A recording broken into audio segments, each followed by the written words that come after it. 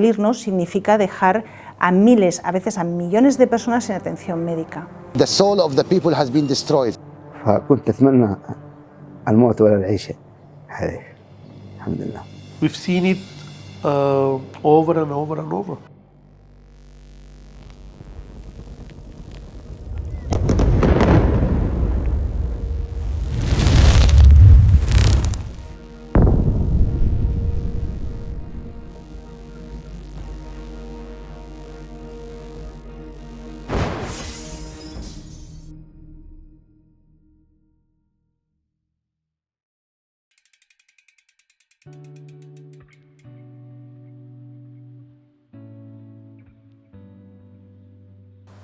إصابتي في يدي اليمين، صار اطلاق ناري اشتباك وأنا في منطقة عملي، فاجتني طلقتين متفجرة في يدي، طلقتين متفجرة في يدي، وراح العظم المفصل ما في مفصل، فسويت 3 عمليات في اليمن ما فادت، ما كان في فائدة.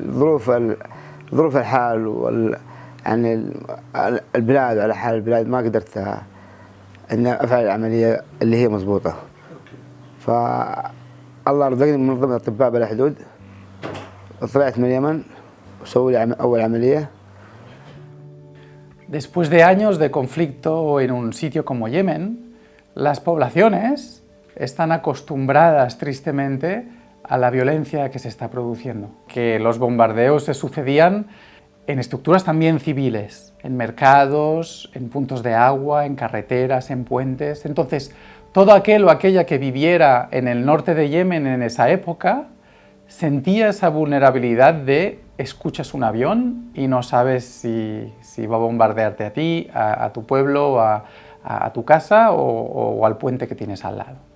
En el momento en el que se bombardea también un hospital, te das cuenta de que ya no estás a salvo en ningún sitio.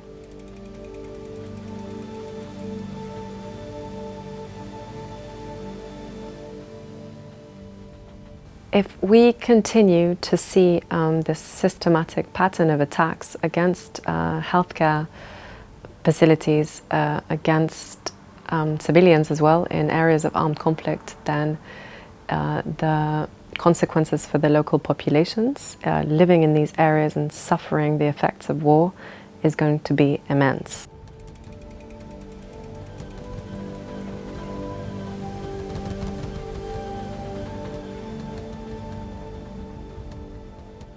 We've seen this in Sudan, we've seen it in Gaza, we've seen it in other parts of the world.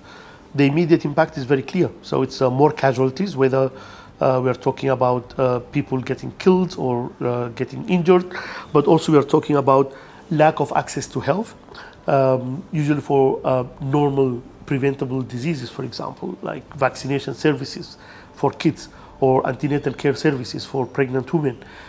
Then normal deliveries or even cesarean sections and life-saving surgeries. All these services will be cut off, the population will be cut off from these services. Also, we lose the access to chronic disease medications and chronic disease management like diabetes, hypertension, asthma, epilepsy, mental health cases, even HIV, TB, for example.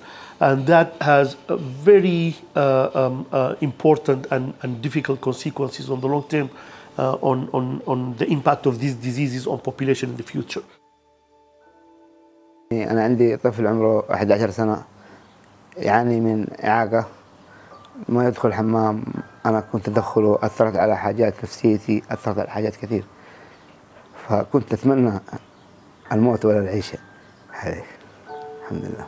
بس بعد ما أنا صابت صرت ما أدري أروح ولا أروح بنفسي، أروح أدور رزقه ما أدور رزقه، يعني أنا تعوقت وهو تعوق، الحال يتعب شوية كذا.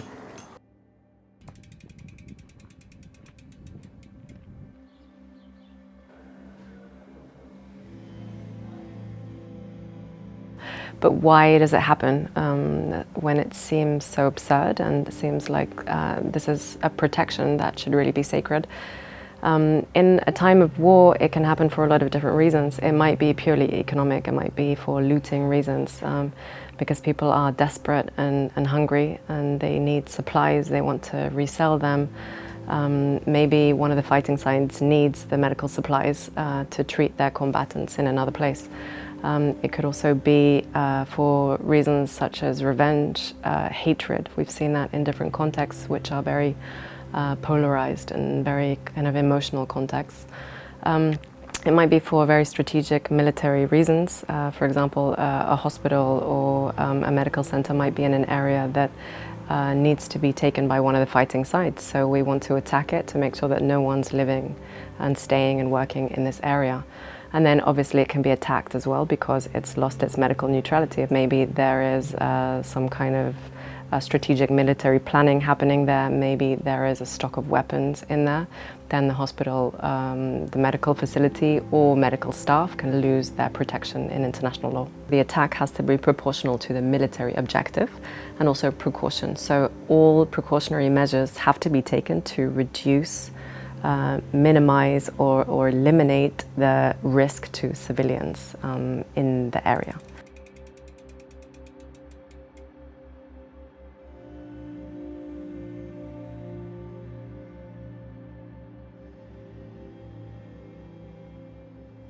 Definitely the long-term impact is the most serious and the most difficult to replace. We are talking about the destruction of the infrastructure. And here we are talking about hospitals, clinics, laboratories, supply chain, warehouses, etc., etc. Those are very expensive investments. So that's one part. The other part is on the healthcare workers themselves and the workforce, which either injured or killed. And to be honest with you, now we have an increasing trend of killing healthcare workers, doctors, nurses, midwives, ambulance workers, and all that. So they are either killed, injured, and become out of the service itself, or they are forced to flee. And this brain drain is also a very dire impact, has a very important consequence on the long term, because we are taking long time to train these health workers and for them to gain the experience. Yo creo que uno aprende cuando está en varios incidentes de la importancia de que los equipos estén seguros, de que tenemos que estar allí donde estamos mientras podamos, pero que luego hay un momento en el que hay que priorizar la seguridad del personal médico, porque si eso se ve afectado, entonces se termina todo. No podremos volver a restablecer servicios si nuestros equipos no están bien, si nuestros equipos se ven afectados, cosa que pasa cada vez más.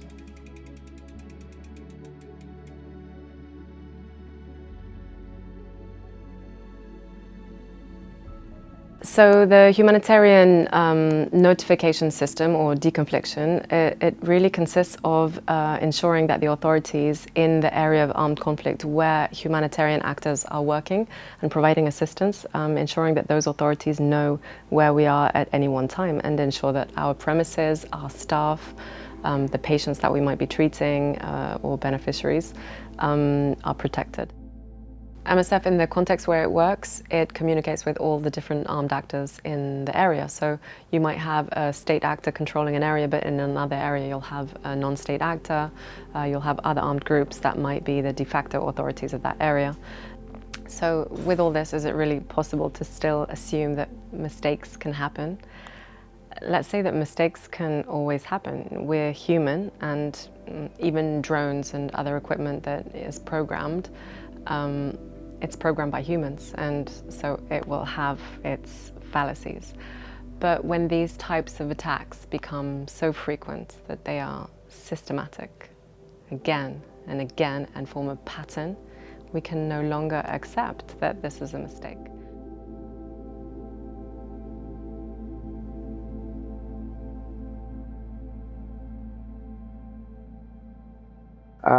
حاليا يعني مش بأمان كثير مع الضرب الآن، شعوري جدا تعب، يعني أطفى كذا، بس عشان أروح لهم أنا بخير وفي حالة طيبة لازم إني أصبر، يوحشوني قوي.